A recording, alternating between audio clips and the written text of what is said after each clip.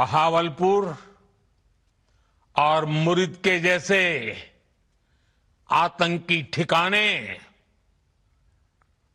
एक प्रकार से ग्लोबल टेररिज्म की यूनिवर्सिटीज रही है।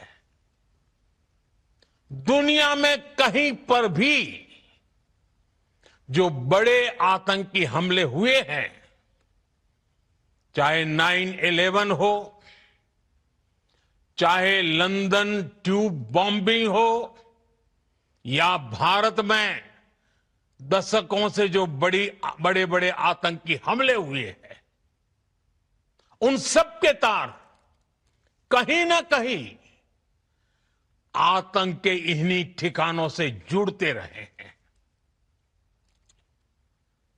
आतंकियों ने हमारी बहनों का सिंदूर उजाड़ा था, इसलिए भारत ने आतंक के ये हेडक्वार्टर्स उजाड़ दिए। भारत के इन हमलों में 100 से अधिक खूंखार आतंकवादियों को मौत के घाट उतारा गया है। आतंक के बहुत सारे आका बीते 2.5-3 दशकों से खुलेआम पाकिस्तान में घूम रहे थे, जो भारत के खिलाफ साजिशें करते थे। उन्हें भारत ने एक झटके में खत्म कर दिया। साथियों, भारत की इस कार्रवाई से पाकिस्तान घोर निराशा में गिर गया था, हताशा में गिर गया था, बौखला गया था। और इसी बौखलाहट में उसने एक और दुस्साहस किया। आतंक पर भारत की कार्रवाई का साथ देने के बजाय पाकिस्तान ने भारत पर ही हमला करना शुरू कर दिया। पाकिस्तान ने हमारे स्कूलों, कॉलेजों को, गुरुद्वारों को, मंदिरों को, सामान्य नागरिकों के घरों को निशाना बनाया। पाकिस्तान ने हमारे सैन्य ठिकानों को निशाना बनाया। लेकिन इसमें भी पाकिस्तान खुद बेनकाब हो गया। दुनिया ने देखा कि कैसे पाकिस्तान के ड्रोन्स, पाकिस्तान की मिसाइलें भारत के सामने तिनके की तरह बिखर गई। भारत के सशक्त एयर डिफेंस सिस्टम ने उन्हें आसमान में ही नष्ट कर दिया।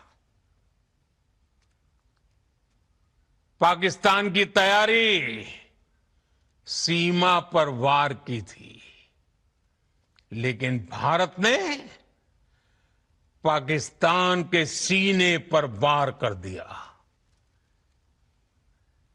भारत के ड्रोन्स, भारत की मिसाइलों ने सटीकता के साथ हमला किया। पाकिस्तानी वायुसेना के उन एयरबेस को नुकसान पहुंचाया, जिस पर पाकिस्तान को बहुत घमंड था। भारत ने पहले 3 दिनों में ही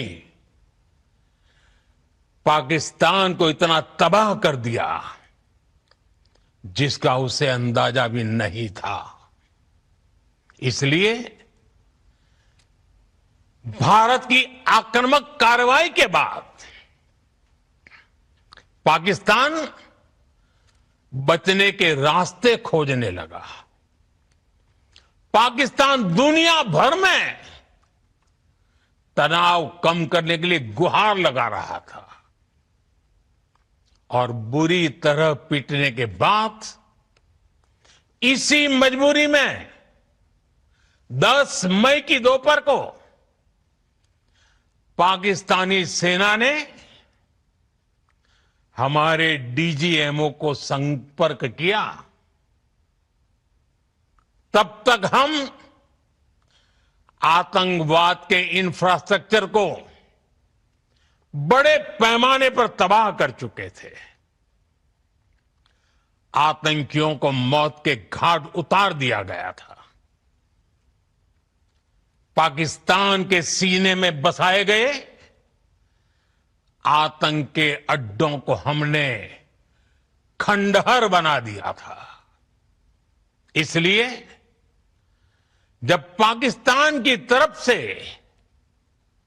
गुहार लगाई गई, पाकिस्तान की तरफ से जब ये कहा गया कि उसकी ओर से आगे कोई आतंकी गतिविधि और सैन्य दुस्साहस नहीं दिखाया जाएगा, तो भारत ने भी उस पर विचार किया। और मैं फिर दोहरा रहा हूं, हमने पाकिस्तान के आतंकी और सैन्य ठिकानों पर अपनी जवाबी कार्रवाई को अभी सिर्फ स्थगित किया है। आने वाले दिनों में हम पाकिस्तान के हर कदम को इस कसौटी पर मापेंगे कि वो क्या रवैया अपनाता है। साथियों, भारत की तीनों सेनाएं, हमारी एयरफोर्स, हमारी आर्मी और हमारी नेवी, हमारी border security force BSF, Bharat के अर्धसैनिक बल लगातार अलर्ट पर है। सर्जिकल स्ट्राइक और एयर स्ट्राइक के बाद अब ऑपरेशन सिंदूर आतंक के खिलाफ भारत की नीति है। ऑपरेशन सिंदूर ने आतंक के खिलाफ लड़ाई में एक नई लकीर खींच दी है। एक नया पैमाना, न्यू नॉर्मल तय कर दिया है। पहला, भारत पर आतंकी हमला हुआ तो मुंह तोड़ जवाब दिया जाएगा। हम अपने तरीके से, अपनी शर्तों पर जवाब देकर रहेंगे। हर उस जगह जाकर कठोर कार्रवाई करेंगे जहां से आतंक की जड़ें निकलती हैं। दूसरा, कोई भी न्यूक्लियर ब्लैकमेल भारत नहीं सहेगा। न्यूक्लियर ब्लैकमेल की आड़ में पनप रहे आतंकी ठिकानों पर भारत सटीक और निर्णायक प्रहार करेगा। तीसरा, हम आतंक की सरपरस्त सरकार और आतंक के आकाओं को अलग अलग नहीं देखेंगे। ऑपरेशन सिंदूर के दौरान दुनिया ने पाकिस्तान का वो घिनौना सच फिर देखा है, जब मारे गए आतंकियों को विदाई देने पाकिस्तानी सेना के बड़े बड़े अफसर उमड़ पड़े। स्टेट स्पॉन्सर्ड टेररिज्म का ये बहुत बड़ा सबूत है।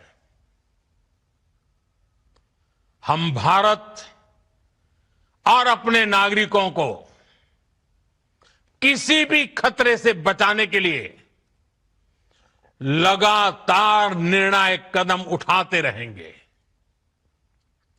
साथियों, युद्ध के मैदान पर हमने हर बार पाकिस्तान को धूल चटाई है और इस बार ऑपरेशन सिंदूर ने नया आयाम जोड़ा है।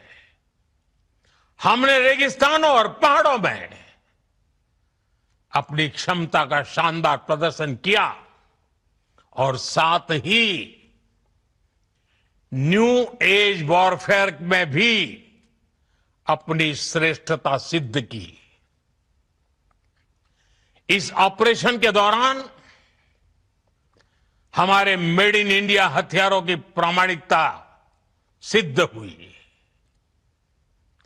आज दुनिया देख रही है 21वीं सदी के वॉरफेयर में made in India defence equipments, इसका समय आ चुका है। साथियों, हर प्रकार के आतंकवाद के खिलाफ हम सभी का एकजुट रहना हमारी एकता, हमारी सबसे बड़ी शक्ति है। निश्चित तौर पर ये युग युद्ध का नहीं है, लेकिन ये युग आतंकवाद का भी नहीं है। टेररिज्म के खिलाफ जीरो टॉलरेंस, ये एक बेहतर दुनिया की गारंटी है। साथियों, पाकिस्तानी फौज, पाकिस्तान की सरकार जिस तरह आतंकवाद को खाद पानी दे रहे हैं, वो एक दिन पाकिस्तान को ही समाप्त कर देगा। पाकिस्तान को अगर बचना है तो उसे अपने टेरर इंफ्रास्ट्रक्चर का सफाया करना ही होगा। इसके अलावा शांति का कोई रास्ता नहीं है। भारत का मत एकदम स्पष्ट है। टेरर और टॉक एक साथ नहीं हो सकते। टेरर और ट्रेड एक साथ नहीं चल सकते और पानी और खून भी एक साथ नहीं बह सकता। मैं आज विश्व समुदाय को भी कहूंगा, हमारी घोषित नीति रही है, अगर पाकिस्तान से बात होगी तो टेररिज्म पर ही होगी।